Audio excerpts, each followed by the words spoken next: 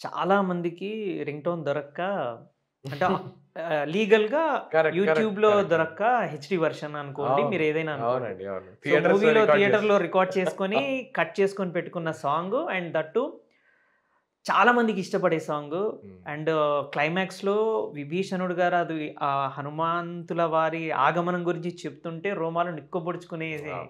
Correct. సన్నివేశంలో ఉండే song కూడా ఇదే.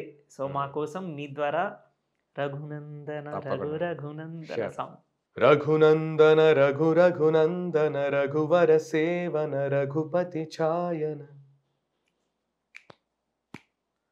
జయకేతన జయ జయకేతన జయ హయ ప్రాపున జయమిడదాపుగనే శతయోజన శత శతయోజన శరధి నియోజన శర పరిలంఘన హరిభాజన హరి హరిభాజన హరిమద భాజన దశముఖ కంపణ బడబాగృత బడబడబాగృత బడబాడలకృత బహుభస్మార్చనమే. Thank you. సూపర్ అండి. అండ్ మామూలు ప్రత్యేక కృతజ్ఞతలు చెప్పాల్సింది ఏంటంటే యాజ్ అ సింగర్ అంటే ఒక మామూలు తెలుగు ప్రేక్షకుడిగా కూడా ఓకే. లిరిసిస్ట్ కండి ఇంత వండర్ఫుల్ లిరిక్స్ రాశారు. మన ఇందాక రాసిన అంజనాద్రి పాట ఏమో శివశక్తి దత్త గారు రాశారు. Okay. Senior most lyricist Keeravani గారి అవునండి. నాన్నగారు. హ్మ్. సో ఆయన అండ్ కళ్యాణ్ చక్రవర్తి గారు చాలా శ్లోకాలు దీంట్లో రాశారు. హనుమాన్‌లో రాశారు. హనుమాన్లో రాశారు. సో అంటే ఇవన్నీ ప్రాపర్గా కుదిరాయండి. హరిహర గారు చేసిన ట్యూన్ కానీ అవును. అండ్ ప్రత్యేకంగా హరిహర గారికి కృతజ్ఞత చెప్పాల్సింది ఏంటంటే దీని మీద రీసెర్చ్ బాగా చేశారు హనుమాన్ ప్రాజెక్ట్ గురించి. ఓకే. ఇప్పుడు ఒక ఒక మామూలు హీరోని ఒక సూపర్ హీరో లాగా చూపించడానికి అవునండి. లిరిసిస్ట్ రాస్తారు. మనం చాలా పాటలు విన్నాం. ఇప్పుడు అవును. రజనీకాంత్ గారి ఇంట్రొడక్షన్ సాంగ్ హ్మ్. 'దేవుడా హ్మ్. దేవుడా' అవును. గాని ఇలాంటి పాటలున్నాయి. కానీ ఇది అంతకంటే మించి ఉండాలి. ఎందుకంటే దేవుడు కాబట్టి.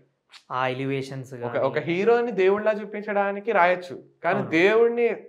దేవుడినే చూపియాలంటే ఇంకా ఎక్స్‌ట్రా ఎఫర్ట్ ఉండాలి కదండీ చాలా లిరిక్స్‌లో. ఉండాలి. సో, దానికి హరిహర గారు ఏం చేశారంటే చాలా రిసర్చ్ చేశారు. ఓకే. హనుమాన్ దాని గురించి అండ్ ప్రశాంత్ వర్మ గారిని కన్సల్ట్ చేసి ఇదైతే బావుంటుందండి అని ఆయనకి చెప్పి, ఎలా వస్తుందో ఒకసారి చెప్పండి అని అనేవాళ్ళాయన. ఓకే. సో, ఇమ్మీడియేట్‌గా ట్యూన్ చేసి నాకు పంపిస్తే నేను రికార్డ్ చేసి పంపించేవాడిని. హుహు. ఇది బావుంది హరి చాలా బాగుంది సెట్ అయింది అని చెప్పి దానికి వీఎఫ్ఎక్స్ ప్లాన్ చేసుకునేవాళ్ళాయన మళ్ళీ. ఓకే.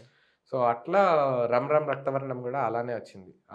హరిహర గారి తర్వాత నాకు చెప్పిన విషయం ఏంటంటే, 'నండూరి శ్రీనివాస్' గారు ఆయన ఏం జేయాలి? ఇక్కడ ఏం ఆయన జేయాలి? ఒకానొక ఆ! సందర్భంలో మార్నింగ్ ఇక్కడ ఏం హ జేయాలి? ఈ సిట్యుయేషన్‌కి ఏం జేయాలి? ఏదో పవర్‌ఫుల్‌గుండాలి అని ఆలోచిస్తుంటే సడెన్‌గా ఏదో ఎర్లీ మార్నింగ్ ఆయనది విన్నారట. ఓకే. అబ్బా! హనుమంతుడిని ఇంతకన్నా అద్భుతంగా ఎక్కడుంటుందని జెప్పి దాన్ని ఒక ట్యూన్ లాగా జేసి ఓకే. పాడించారు. సో, నా అదృష్టం మళ్ళీ నాది గూడా నేనే పాడడం.